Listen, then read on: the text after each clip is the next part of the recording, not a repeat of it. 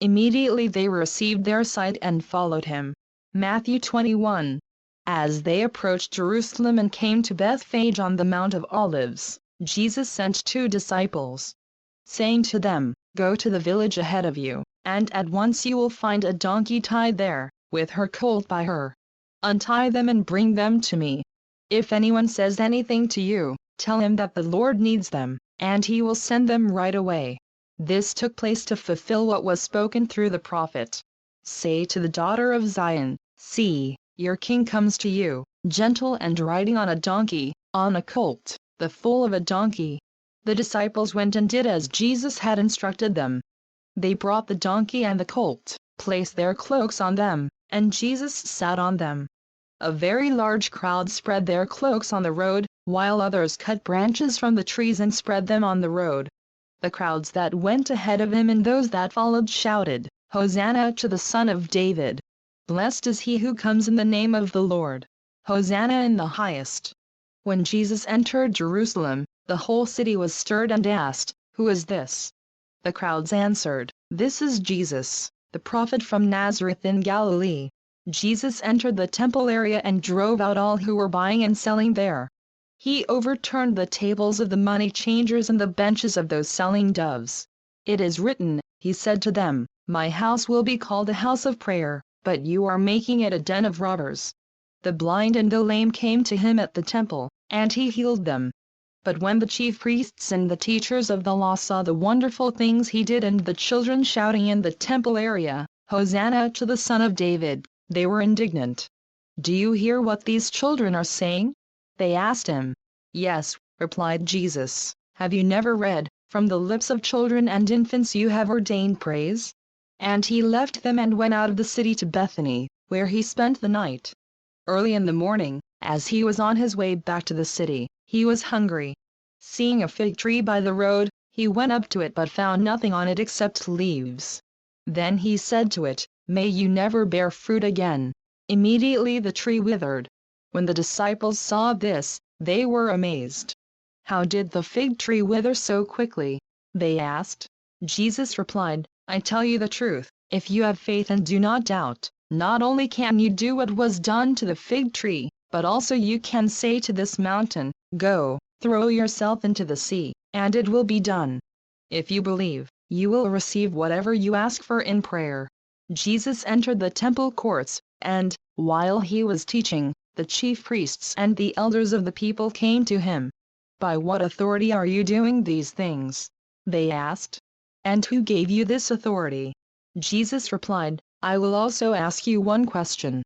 If you answer me, I will tell you by what authority I am doing these things. John's baptism, where did it come from? Was it from heaven, or from men?" They discussed it among themselves and said, "If we say, 'From heaven,' he will ask, 'Then why didn't you believe him?' But if we say, 'From men,' we are afraid of the people, for they all hold that John was a prophet." So they answered Jesus, "We don't know." Then he said, "Neither will I tell you by what authority I am doing these things. What do you think? There was a man who had 2 sons. He went to the first and said, 'Son, go and work today in the vineyard.' 'I will not,' he answered, but later he changed his mind and went. Then the father went to the other son and said the same thing. He answered, 'I will, sir,' but he did not go. Which of the 2 did what his father wanted?" "The first," they answered. Jesus said to them, "I tell you the truth, the tax collectors and the prostitutes are entering the kingdom of God ahead of you. For John came to you to show you the way of righteousness, and you did not believe him, but the tax collectors and the prostitutes did. And even after you saw this, you did not repent and believe him." Listen to another parable. There was a landowner who planted a vineyard. He put a wall around it, dug a wine press in it and built a watchtower. Then he rented the vineyard to some farmers and went away on a journey. When the harvest time approached, he sent his servants to the tenants to collect his fruit. The tenants seized his servants. They beat one, killed another, and stoned a third. Then he sent other servants to them, more than the first time, and the tenants treated them the same way. Last of all, he sent his son to them. "They will respect my son," he said. But when the tenants saw the son, they said to each other, "This is the heir. Come, let's kill him and take his inheritance." So they took him and threw him out of the vineyard and killed him. Therefore, when the owner of the vineyard comes, what will he do to those tenants? "He will bring those wretches to a wretched end," they replied, "and he will rent the vineyard to other tenants, who will give him his share of the crop at harvest time."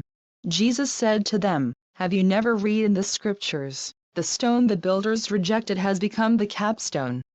The Lord has done this, and it is marvelous in our eyes. Therefore I tell you that the kingdom of God will be taken away from you and given to a people who will produce its fruit. He who falls on this stone will be broken to pieces, but he on whom it falls will be crushed." When the chief priests and the Pharisees heard Jesus' parables, they knew he was talking about them. They looked for a way to arrest him, but they were afraid of the crowd because the people held that he was a prophet. Matthew 22. Jesus spoke to them again in parables, saying, "The kingdom of heaven is like a king who prepared a wedding banquet for his son. He sent his servants to those who had been invited to the banquet to tell them to come, but they refused to come. Then he sent some more servants and said, 'Tell those who have been invited that I have prepared my dinner, my oxen and fattened cattle have been butchered, and everything is ready. Come to the wedding banquet.' But they paid no attention and went off, one to his field, another to his business. The rest seized his servants, mistreated them and killed them. The king was enraged. He sent his army and destroyed those murderers and burned their city. Then he said to his servants, 'The wedding banquet is ready, but those I invited did not deserve to come. Go to the street corners and invite to the banquet anyone you find.' So the servants went out into the streets and gathered all the people they could find, both good and bad, and the wedding hall was filled with guests. But when the king came in to see the guests, he noticed a man there who was not wearing wedding clothes. 'Friend,' he asked, 'how did you get in here without wedding clothes?' The man was speechless. Then the king told the attendants, 'Tie him hand and foot, and throw him outside, into the darkness, where there will be weeping and gnashing of teeth. For many are invited, but few are chosen.' Then the Pharisees went out and laid plans to trap him in his words. They sent their disciples to him along with the Herodians. 'Teacher,' they said, 'we know you are a man of integrity and that you teach the way of God in accordance with the truth. You aren't swayed by men, because you pay no attention to who they are. Tell us then, what is your opinion? Is it right to pay taxes to Caesar or not?' But Jesus, knowing their evil intent, said, 'You hypocrites, why are you trying to trap me? Show me the coin used for paying the tax.' They brought him a denarius. And he asked them, 'Whose portrait is this? And whose inscription?' 'Caesar's,' they replied. Then he said to them, 'Give to Caesar what is Caesar's, and to God what is God's.' When they heard this, they were amazed. So they left him and went away. That same day the Sadducees, who say there is no resurrection, came to him with the question. 'Teacher,' they said, 'Moses told us that if a man dies without having children, his brother must marry the widow and have children for him. Now there were 7 brothers among us. The first one married and died, and since he had no children, he left his wife to his brother. The same thing happened to the second and third brother, right on down to the 7th. Finally, the woman died. Now then, at the resurrection, whose wife will she be of the 7, since all of them were married to her?' Jesus replied, 'You are in error because you do not know the scriptures or the power of God. At the resurrection people will neither marry nor be given in marriage. They will be like the angels in heaven. But about the resurrection of the dead, have you not read what God said to you? I am the God of Abraham, the God of Isaac, and the God of Jacob? He is not the God of the dead but of the living.' When the crowds heard this, they were astonished at his teaching. Hearing that Jesus had silenced the Sadducees, the Pharisees got together. One of them, an expert in the law, tested him with this question. 'Teacher, which is the greatest commandment in the law?' Jesus replied, 'Love the Lord your God with all your heart and with all your soul and with all your mind. This is the first and greatest commandment. And the second is like it, love your neighbor as yourself. All the law and the prophets hang on these two commandments." While the Pharisees were gathered together, Jesus asked them, "What do you think about the Christ? Whose son is he?" "The son of David," they replied. He said to them, "How is it then that David, speaking by the Spirit, calls him Lord? For he says, 'The Lord said to my Lord, sit at my right hand until I put your enemies under your feet.' If then David calls him Lord, how can he be his son?" No one could say a word in reply, and from that day on no one dared to ask him any more questions. Matthew 23. Then Jesus said to the crowds and to his disciples, "The teachers of the law and the Pharisees sit in Moses' seat. So you must obey them and do everything they tell you. But do not do what they do, for they do not practice what they preach.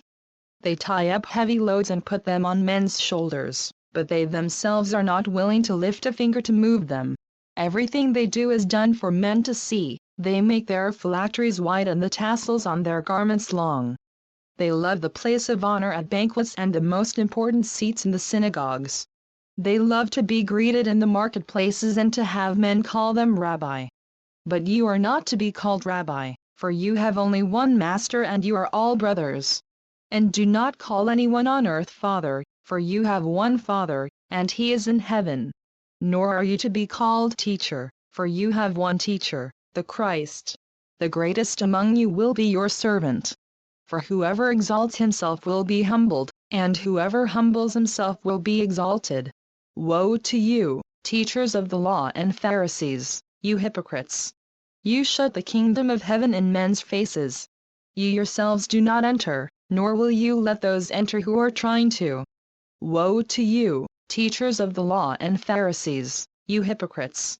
You travel over land and sea to win a single convert, and when he becomes one, you make him twice as much a son of hell as you are.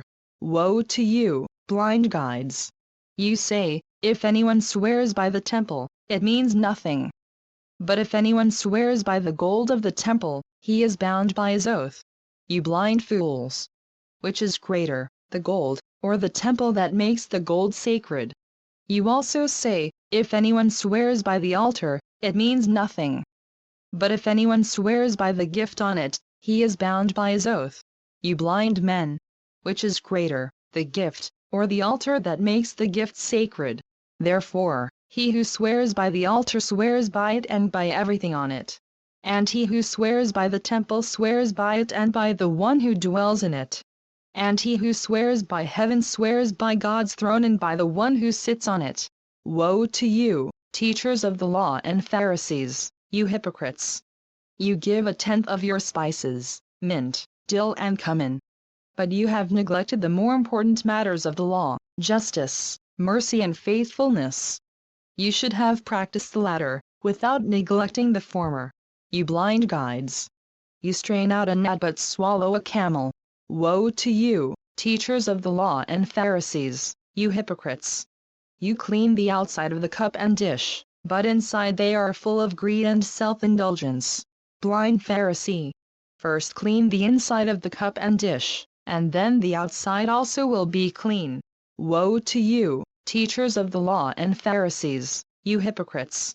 You are like whitewashed tombs, which look beautiful on the outside but on the inside are full of dead men's bones and everything unclean. In the same way, on the outside you appear to people as righteous but on the inside you are full of hypocrisy and wickedness. Woe to you, teachers of the law and Pharisees, you hypocrites! You build tombs for the prophets and decorate the graves of the righteous. And you say, if we had lived in the days of our forefathers, we would not have taken part with them in shedding the blood of the prophets. So you testify against yourselves that you are the descendants of those who murdered the prophets. Fill up, then, the measure of the sin of your forefathers. You snakes! You brood of vipers! How will you escape being condemned to hell? Therefore I am sending you prophets and wise men and teachers. Some of them you will kill and crucify. Others you will flog in your synagogues and pursue from town to town.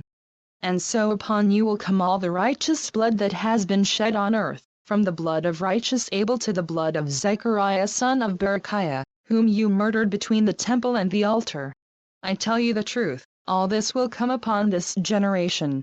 O Jerusalem, Jerusalem, you who kill the prophets and stone those sent to you, how often I have longed to gather your children together, as a hen gathers her chicks under her wings, but you are not willing.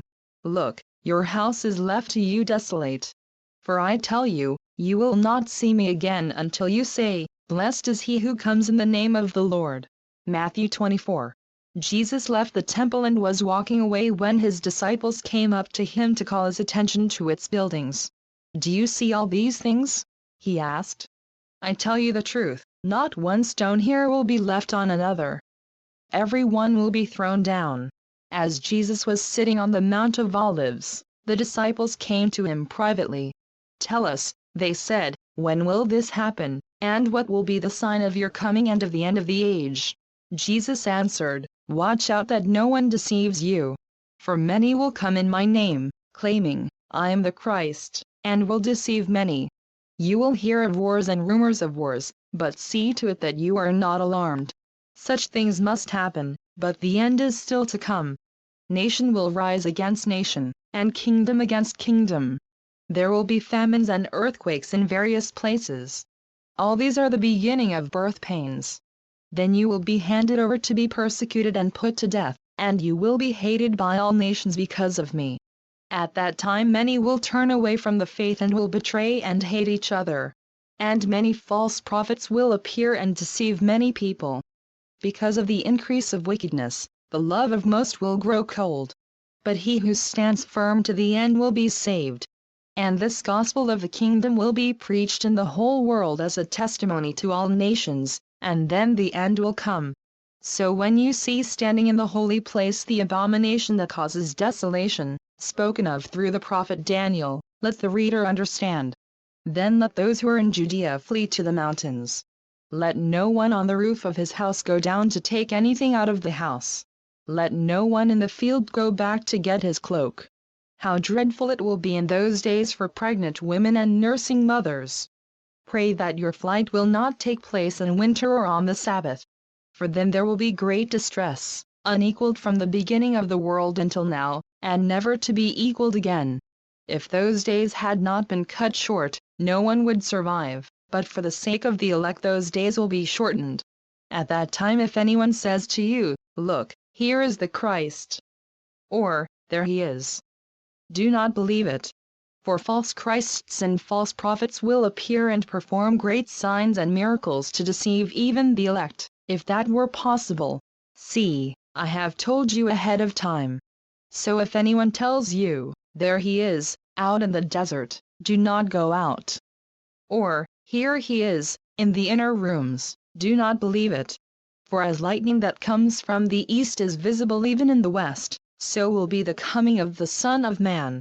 Wherever there is a carcass, there the vultures will gather. Immediately after the distress of those days the sun will be darkened, and the moon will not give its light. The stars will fall from the sky, and the heavenly bodies will be shaken. At that time the sign of the Son of Man will appear in the sky, and all the nations of the earth will mourn. They will see the Son of Man coming on the clouds of the sky, with power and great glory. And he will send his angels with a loud trumpet's call, and they will gather his elect from the four winds, from one end of the heavens to the other. Now learn this lesson from the fig tree: as soon as its twigs get tender and its leaves come out, you know that summer is near. Even so, when you see all these things, you know that it is near, right at the door. I tell you the truth, this generation will certainly not pass away until all these things have happened. Heaven and earth will pass away, but my words will never pass away. No one knows about that day or hour, not even the angels in heaven, nor the Son, but only the Father. As it was in the days of Noah, so it will be at the coming of the Son of Man. For in the days before the flood, people were eating and drinking, marrying and giving in marriage, up to the day Noah entered the ark. And they knew nothing about what would happen until the flood came and took them all away. That is how it will be at the coming of the Son of Man. 2 men will be in the field. One will be taken and the other left. 2 women will be grinding with a hand mill. One will be taken and the other left. Therefore keep watch, because you do not know on what day your Lord will come. But understand this, if the owner of the house had known at what time of night the thief was coming, he would have kept watch and would not have let his house be broken into. So you also must be ready, because the Son of Man will come at an hour when you do not expect him. Who then is the faithful and wise servant, whom the master has put in charge of the servants in his household to give them their food at the proper time? It will be good for that servant whose master finds him doing so when he returns. I tell you the truth, he will put him in charge of all his possessions. But suppose that servant is wicked and says to himself, "My master is staying away a long time." And he then begins to beat his fellow servants and to eat and drink with drunkards. The master of that servant will come on a day when he does not expect him and at an hour he is not aware of. He will cut him to pieces and assign him a place with the hypocrites, where there will be weeping and gnashing of teeth. Matthew 25.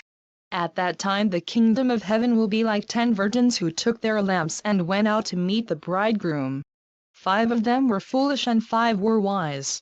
The foolish ones took their lamps but did not take any oil with them. The wise, however, took oil in jars along with their lamps. The bridegroom was a long time in coming, and they all became drowsy and fell asleep. At midnight the cry rang out, "Here's the bridegroom. Come out to meet him." Then all the virgins woke up and trimmed their lamps. The foolish ones said to the wise, "Give us some of your oil. Our lamps are going out." "No," they replied, "there may not be enough for both us and you. Instead, go to those who sell oil and buy some for yourselves." But while they were on their way to buy the oil, the bridegroom arrived. The virgins who were ready went in with him to the wedding banquet. And the door was shut. Later the others also came. "Sir, sir," they said, "open the door for us." But he replied, "I tell you the truth, I don't know you. Therefore keep watch, because you do not know the day or the hour." Again, it will be like a man going on a journey, who called his servants and entrusted his property to them. To one he gave 5 talents of money, to another 2 talents, and to another 1 talent, each according to his ability. Then he went on his journey. The man who had received the 5 talents went at once and put his money to work and gained 5 more. So also, the one with the 2 talents gained 2 more. But the man who had received the 1 talent went off, dug a hole in the ground and hid his master's money. After a long time the master of those servants returned and settled accounts with them. The man who had received the 5 talents brought the other 5. "Master," he said, "you entrusted me with 5 talents. See, I have gained 5 more." His master replied, "Well done, good and faithful servant. You have been faithful with a few things. I will put you in charge of many things. Come and share your master's happiness." The man with the 2 talents also came. "Master," he said, "you entrusted me with 2 talents. See, I have gained 2 more." His master replied, "Well done, good and faithful servant. You have been faithful with a few things. I will put you in charge of many things. Come and share your master's happiness." Then the man who had received the 1 talent came. "Master," he said, "I knew that you are a hard man, harvesting where you have not sown and gathering where you have not scattered seed.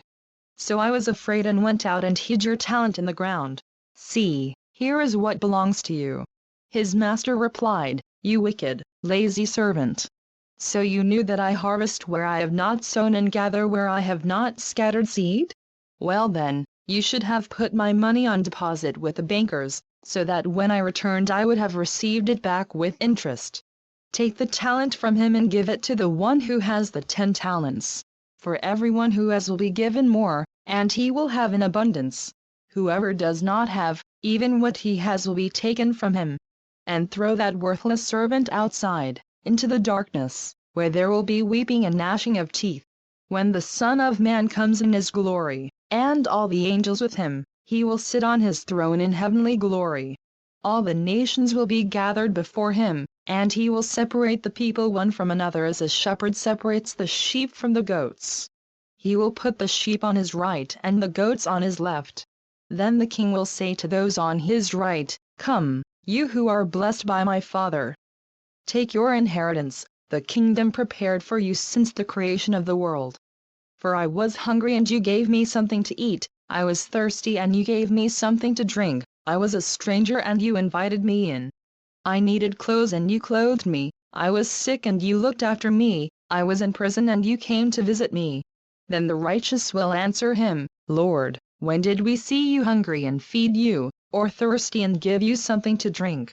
When did we see you a stranger and invite you in, or needing clothes and clothe you? When did we see you sick or in prison and go to visit you? The king will reply, I tell you the truth, whatever you did for one of the least of these brothers of mine, you did for me. Then he will say to those on his left, Depart from me, you who are cursed, into the eternal fire prepared for the devil and his angels.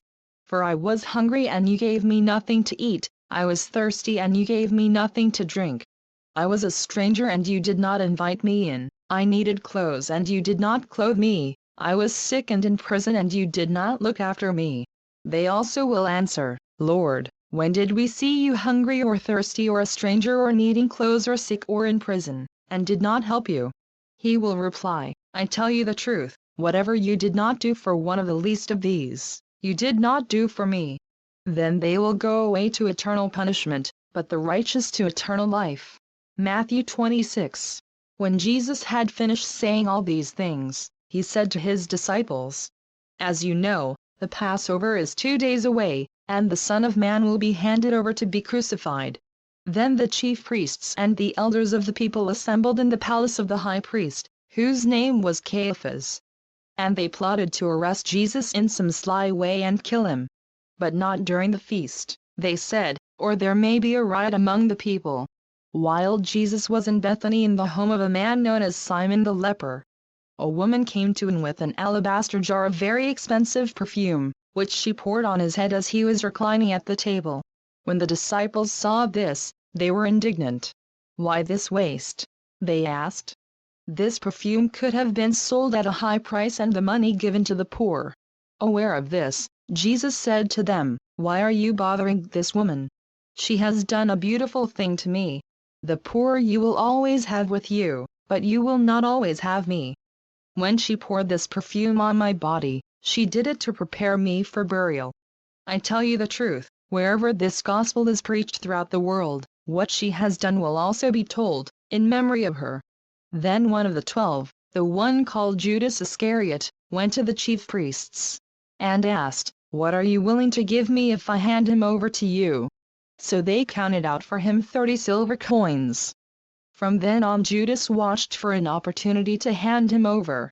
On the first day of the Feast of Unleavened Bread, the disciples came to Jesus and asked, Where do you want us to make preparations for you to eat the Passover? He replied, Go into the city to a certain man and tell him, The teacher says, My appointed time is near. I am going to celebrate the Passover with my disciples at your house. So the disciples did as Jesus had directed them and prepared the Passover. When evening came, Jesus was reclining at the table with the 12. And while they were eating, he said, I tell you the truth, one of you will betray me. They were very sad and began to say to him one after the other, Surely not I, Lord? Jesus replied, The one who has dipped his hand into the bowl with me will betray me. The Son of Man will go just as it is written about him. But woe to that man who betrays the Son of Man. It would be better for him if he had not been born. Then Judas, the one who would betray him, said, Surely not I, Rabbi? Jesus answered, Yes, it is you. While they were eating, Jesus took bread, gave thanks and broke it, and gave it to his disciples, saying, Take and eat. This is my body. Then he took the cup, gave thanks and offered it to them, saying, Drink from it, all of you. This is my blood of the covenant, which is poured out for many for the forgiveness of sins. I tell you, I will not drink of this fruit of the vine from now on until that day when I drink it anew with you in my Father's kingdom. When they had sung a hymn, they went out to the Mount of Olives. Then Jesus told them, This very night you will all fall away on account of me, for it is written, I will strike the shepherd, and the sheep of the flock will be scattered. But after I have risen, I will go ahead of you into Galilee. Peter replied, Even if I'll fall away on account of you, I never will. I tell you the truth, Jesus answered, this very night, before the rooster crows, you will disown me 3 times. But Peter declared, even if I have to die with you, I will never disown you. And all the other disciples said the same. Then Jesus went with his disciples to a place called Gethsemane, and he said to them, sit here while I go over there and pray. He took Peter and the 2 sons of Zebedee along with him, and he began to be sorrowful and troubled. Then he said to them, my soul is overwhelmed with sorrow to the point of death. Stay here and keep watch with me. Going a little farther, he fell with his face to the ground and prayed, my Father, if it is possible, may this cup be taken from me. Yet not as I will, but as you will. Then he returned to his disciples and found them sleeping. Could you men not keep watch with me for 1 hour? He asked Peter.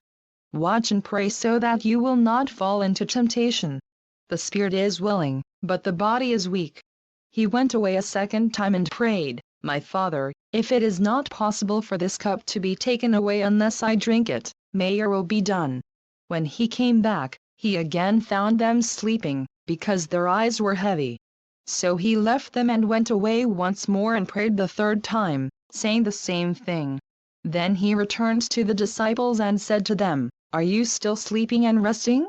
Look, the hour is near, and the Son of Man is betrayed into the hands of sinners.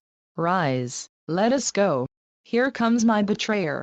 While he was still speaking, Judas, one of the 12, arrived. With him was a large crowd armed with swords and clubs, sent from the chief priests and the elders of the people. Now the betrayer had arranged a signal with them, the one eye kisses the man. Arrest him. Going at once to Jesus, Judas said, greetings, Rabbi, and kissed him. Jesus replied, friend, do what you came for. Then the men stepped forward, seized Jesus and arrested him. With that, one of Jesus' companions reached for his sword, drew it out and struck the servant of the high priest, cutting off his ear. Put your sword back in its place, Jesus said to him, for all who draw the sword will die by the sword. Do you think I cannot call on my Father, and he will at once put at my disposal more than 12 legions of angels? But how then would the scriptures be fulfilled that say it must happen in this way? At that time Jesus said to the crowd, am I leading a rebellion, that you have come out with swords and clubs to capture me? Every day I sat in the temple courts teaching, and you did not arrest me. But this has all taken place that the writings of the prophets might be fulfilled. Then all the disciples deserted him and fled. Those who had arrested Jesus took him to Caiaphas, the high priest, where the teachers of the law and the elders had assembled. But Peter followed him at a distance, right up to the courtyard of the high priest. He entered and sat down with the guards to see the outcome.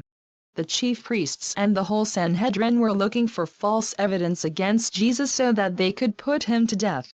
But they did not find any, though many false witnesses came forward. Finally 2 came forward and declared, this fellow said, I am able to destroy the temple of God and rebuild it in 3 days. Then the high priest stood up and said to Jesus, are you not going to answer? What is this testimony that these men are bringing against you? But Jesus remained silent. The high priest said to him, I charge you under oath by the living God, tell us if you are the Christ, the Son of God. Yes, it is as you say, Jesus replied. But I say to all of you, in the future you will see the Son of Man sitting at the right hand of the Mighty One and coming on the clouds of heaven. Then the high priest tore his clothes and said, he has spoken blasphemy. Why do we need any more witnesses? Look, now you have heard the blasphemy. What do you think? He is worthy of death, they answered. Then they spit in his face and struck him with their fists. Others slapped him and said, prophesy to us, Christ. Who hit you? Now Peter was sitting out in the courtyard, and a servant girl came to him. You also were with Jesus of Galilee, she said. But he denied it before them all. I don't know what you're talking about, he said. Then he went out to the gateway, where another girl saw him and said to the people there, this fellow was with Jesus of Nazareth. He denied it again, with an oath, I don't know the man. After a little while, those standing there went up to Peter and said, Surely you are one of them, for your accent gives you away. Then he began to call down curses on himself and he swore to them, I don't know the man. Immediately a rooster crowed. Then Peter remembered the word Jesus had spoken, Before the rooster crows, you will disown me 3 times. And he went outside and wept bitterly. Matthew 27. Early in the morning, all the chief priests and the elders of the people came to the decision to put Jesus to death. They bound him, led him away and handed him over to Pilate, the governor. When Judas, who had betrayed him, saw that Jesus was condemned, he was seized with remorse and returned the 30 silver coins to the chief priests and the elders. I have sinned, he said, for I have betrayed innocent blood. What is that to us? They replied. That's your responsibility. So Judas threw the money into the temple and left. Then he went away and hanged himself. The chief priests picked up the coins and said, It is against the law to put this into the treasury, since it is blood money. So they decided to use the money to buy the potter's field as a burial place for foreigners. That is why it has been called the field of blood to this day. Then what was spoken by Jeremiah the prophet was fulfilled. They took the 30 silver coins, the price set on him by the people of Israel, and they used them to buy the potter's field, as the Lord commanded me. Meanwhile Jesus stood before the governor, and the governor asked him, Are you the king of the Jews? Yes, it is as you say, Jesus replied. When he was accused by the chief priests and the elders, he gave no answer. Then Pilate asked him, Don't you hear the testimony they are bringing against you? But Jesus made no reply, not even to a single charge, to the great amazement of the governor.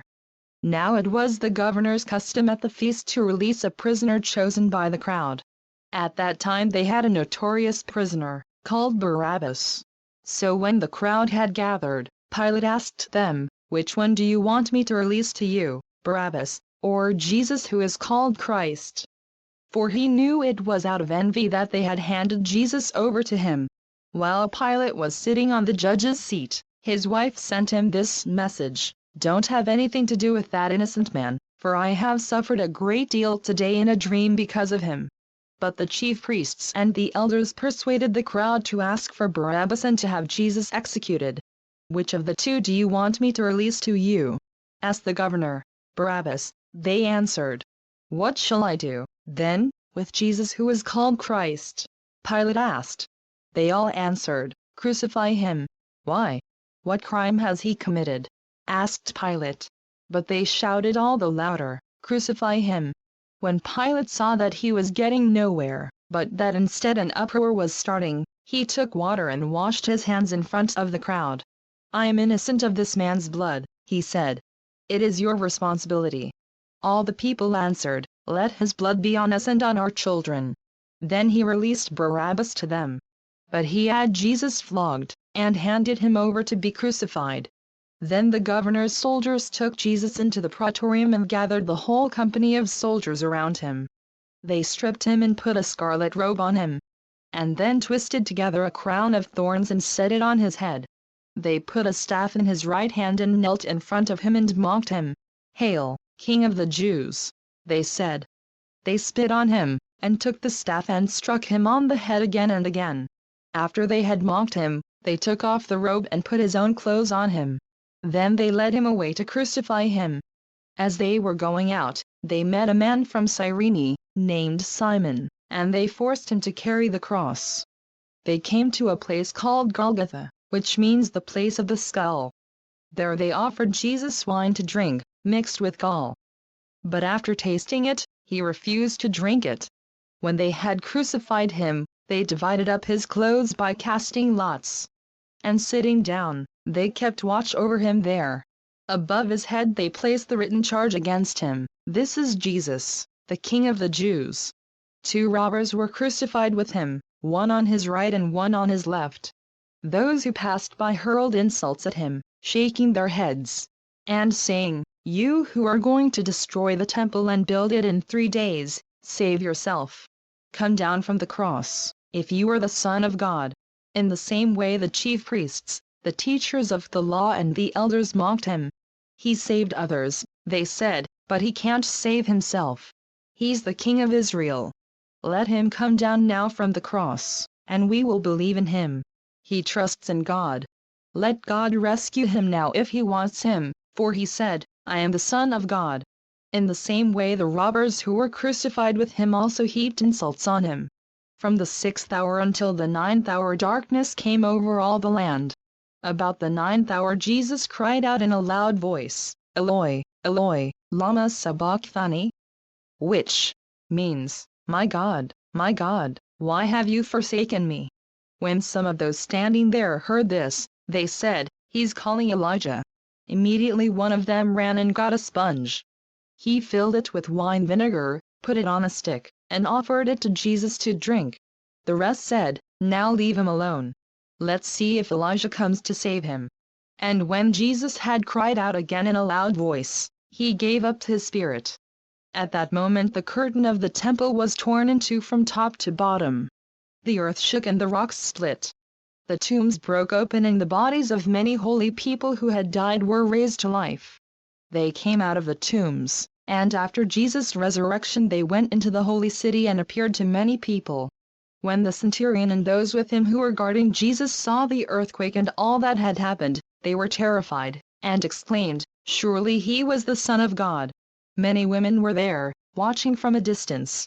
They had followed Jesus from Galilee to care for his needs.